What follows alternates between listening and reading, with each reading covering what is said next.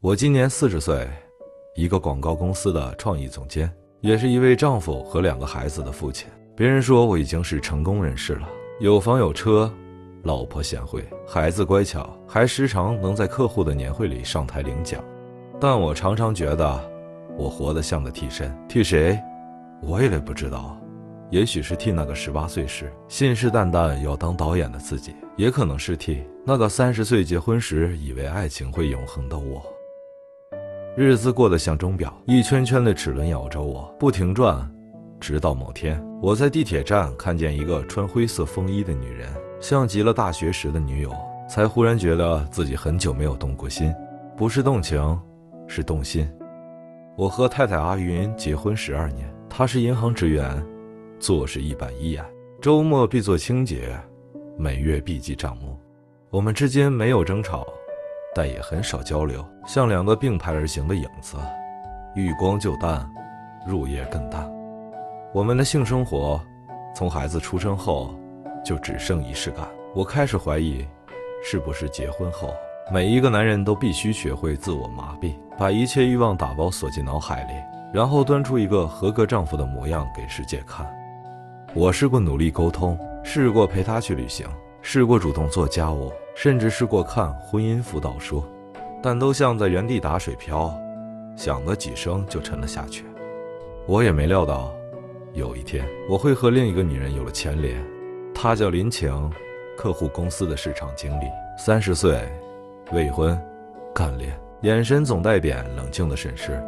她不是特别漂亮，但她懂我说的每一句创意术语，甚至能在我没说出口之前接下我的意图。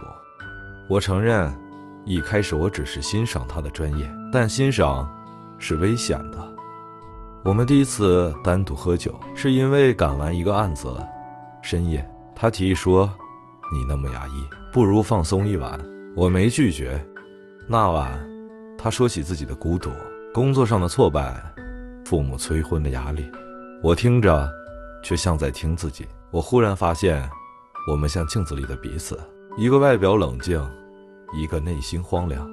我们没有上床，但我清楚，从那一刻开始，我已经背叛了婚姻。有一晚，我加班到很晚，回家时，阿云坐在客厅，没开灯。她问我，你最近是不是喜欢上别人了？我沉默了10秒，说没有。她没再问什么，但从那晚开始，她不再和我主动说话，也不再做早饭。我们的生活变成一场默剧，我是观众，她也是。我开始怀疑，我是不是太懦弱了？我没敢迈出那一步，也没敢彻底回头。我像在两岸之间搭了座独木桥，不肯前进，也不愿回头，就站在桥中间，等风来把我吹倒。林晴后来离职了，去了上海。她走的前一晚，约我出来。她说，你其实挺可怜的，你不是没偷情，而是你连偷情的勇气都没有。我笑了笑，说，也许我是真的怕毁了全部。他点点头，你也怕重新开始。他走后，我一个人在车里坐了很久，第一次意识到，我这10年努力维系的，可能是一座早已空心的家庭。我曾有一个大学死党阿强，我们一起拍短片，一起打工，一起借钱熬过好多夜。他曾在婚礼上喝醉，对我说，你以后如果变了，一定要记得我认识的你是不爱妥协的那个。后来我们联系少了，直到上个月，他忽然打电话给我，说他得癌症了，胃癌晚期。我请假飞去看他，他笑着对我说，你看，你活成了大人，我却提前退场。那晚我们喝酒，他忽然问我，你现在还爱你的太太吗？我愣住，摇头，又点头。那你还爱你自己吗？他又问。我答不出来。我开始觉得40岁不是中年危机，是人生的镜子，你终于要开始面对那个被你压抑。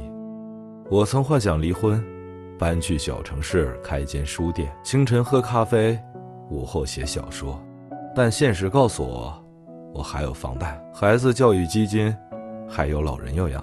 我也曾想彻底断了林晴，但他偶尔发来的你还好吗，仍会让我的心抽一下。我不知道这是爱情还是一种未竟之梦。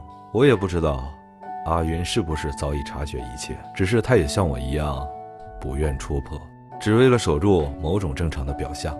有时候我们是彼此最熟悉的陌生人。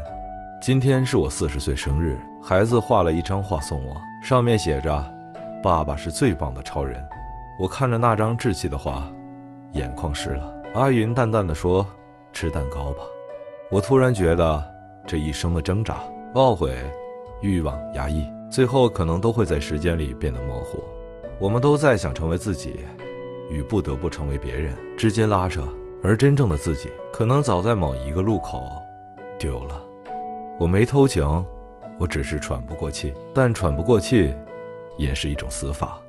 有时我觉得人生的很多决定并不是我们主动做出的，而是被时间推着走的。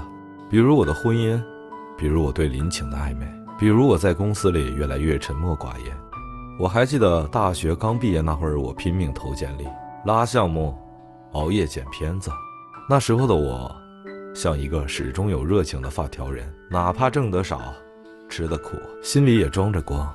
现在呢，我早上睁开眼第一件事是查会议排期，刷客户留言，看团队有没有人又在群里摆烂。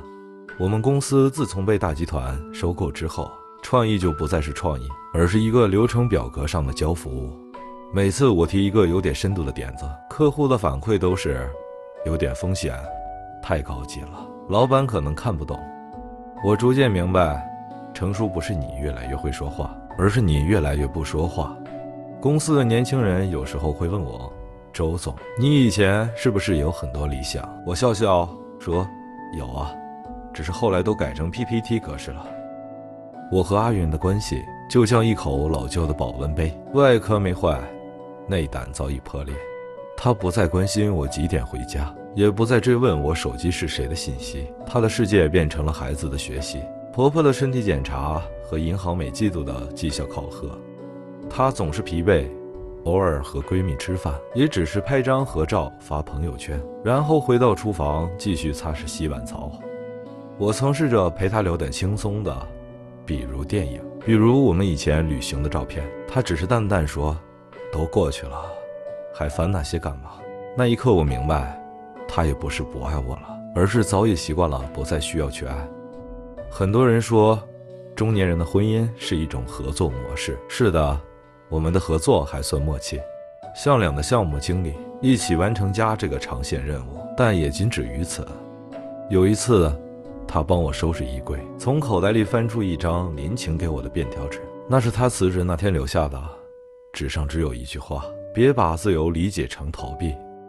我看见他盯着那张纸看了几秒，没说什么，就把它折了起来，放进了我钱包里。他没有发火，没有质问，也没有哭泣，他只是轻描淡写地说，记得以后口袋别留纸条，很容易进洗衣机卡住排水。那一晚，我躲在书房，点了一根烟，我戒了6年的烟，又重新点燃了。欢迎大家订阅、点赞、留言投稿，第一时间获取最新男人故事。